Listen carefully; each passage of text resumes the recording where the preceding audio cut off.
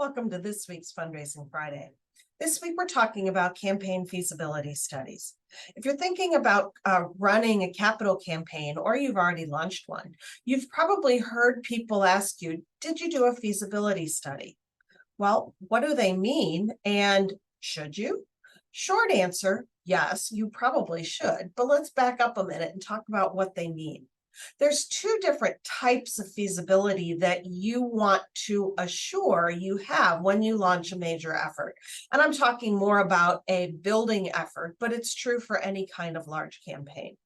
First thing you want to know is there a community need?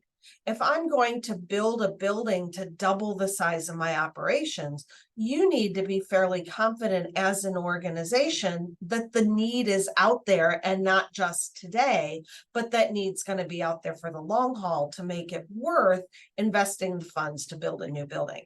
That's not what we're talking about. We're talking about the second type of feasibility study, which is the campaign feasibility study.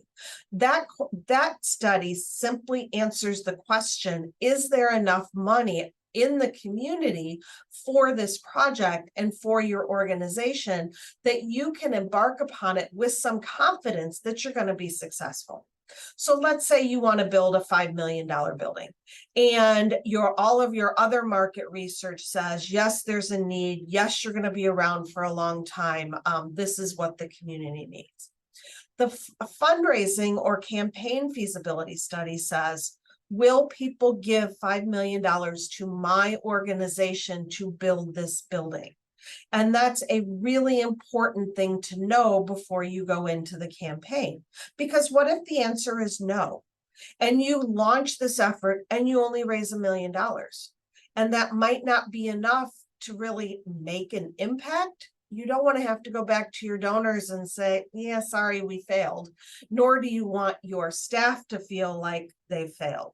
Instead, if you find that out on the front end, you can either delay the campaign, do the work you need to identify and cultivate more donors before you launch the campaign. On the flip side, if it comes back that, yeah, people love what you're doing, your donors are motivated, they're ready, they want to invest in this project, you can embark upon it with some fair degree of confidence that you're going to succeed. That's this week's Fundraising Friday. Thanks. Have a great weekend.